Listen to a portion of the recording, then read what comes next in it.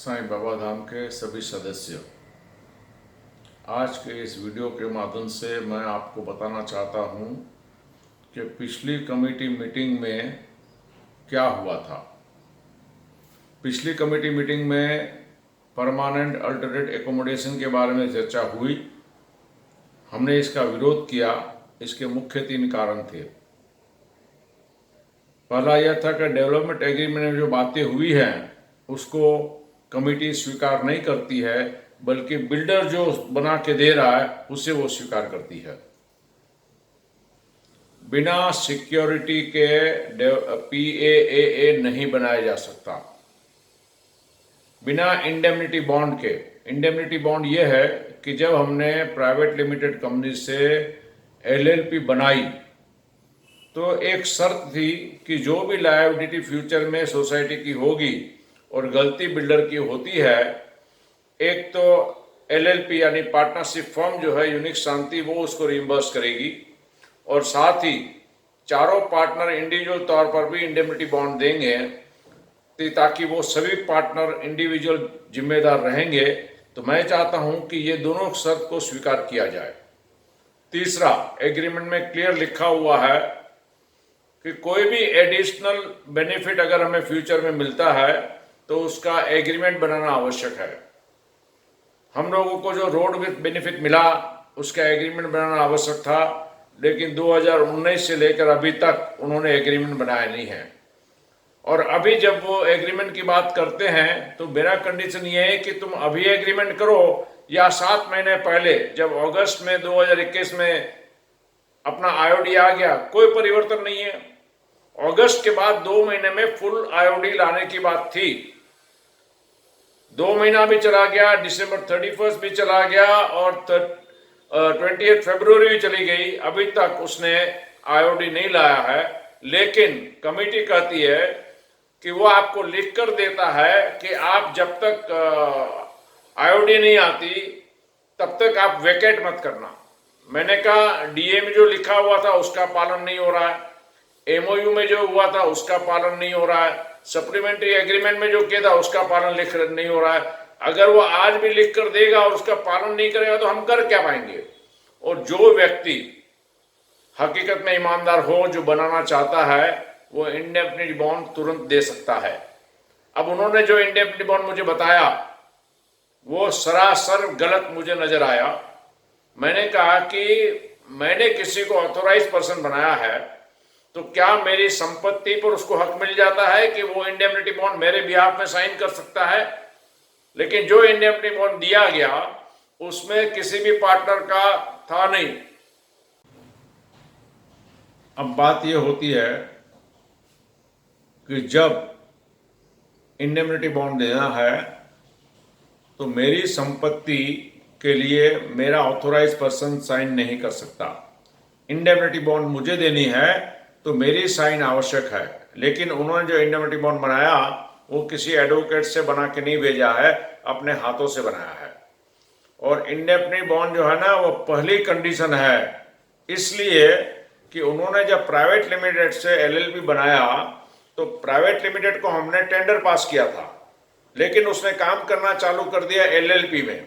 तो LLP में बना के लिए हमने तुषार जानी एडवोकेट रखा था, जिसने बताया कि जो भी लायबिलिटी कल फ्यूचर में मान लीजिए बिल्डर की वजह से होगी तो वो कंपनी और सारे पार्टनर देने चाहिए, उसके लिए आपको इंडेमनिटी बॉन्ड लेना है।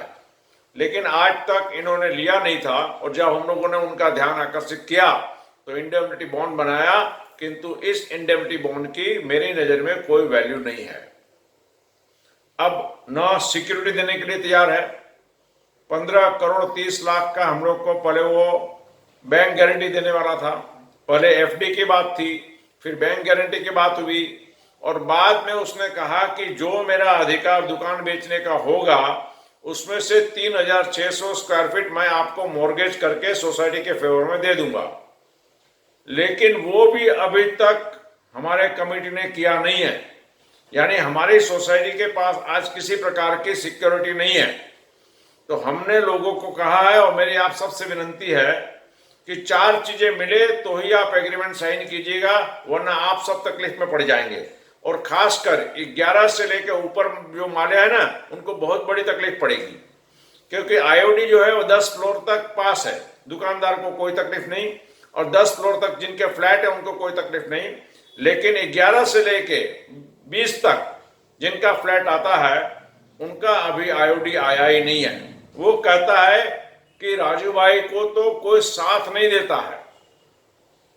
तो मैंने कहा कोई बात नहीं, आपको ऐसा लगता है मेरे साथ कोई नहीं है तो आप जो कुछ भी करना चाहते हैं जनरल बॉडी मीटिंग में रखिए और पास कराइए।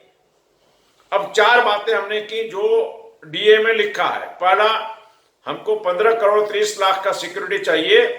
आप अगर फ्लैट रजिस्टर करा सकते हो आज, तो फिर आईओडी में आपका दुकान भी आ गया है तो दुकान भी मॉर्गेज कर दीजिए, उस पर ड्यूटी भर लीजिए। लेकिन वो ड्यूटी भरना नहीं चाहता है, इसलिए बोलता है कि पहले आप एग्रीमेंट बना लो, सिक्योरिटी हम बाद में देंगे।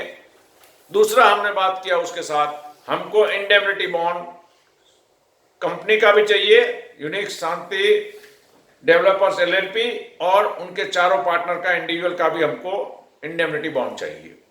तीसरा है कि जो रोड विथ में हम लोग को 24,000 स्क्वायर फीट मिला है, जिसमें 12,000 बिल्डर ने रखा है, 12,000 हम लोग को बांटा गया है, जिसमें सभी फ्लैट वाले को 48 स्क्वायर फीट एक्स्ट्रा मिल रहा है।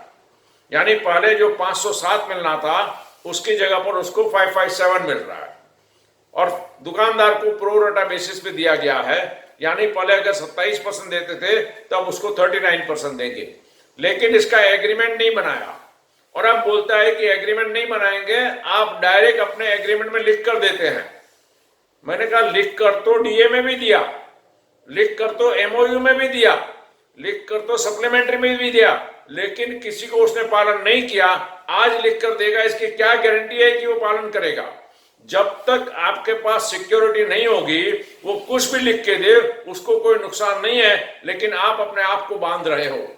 तो मैं सभी से अनुरोध करता हूं कि कृपया आप सोच कर करिएगा, और साथ ही जब तक जनरल बॉडी मीटिंग में आपको सब चीज न बताया जाए, तब तक हम समझते हैं कि 11 से लेकर 20 वालों के लिए बहुत बड़ा रिस्क है।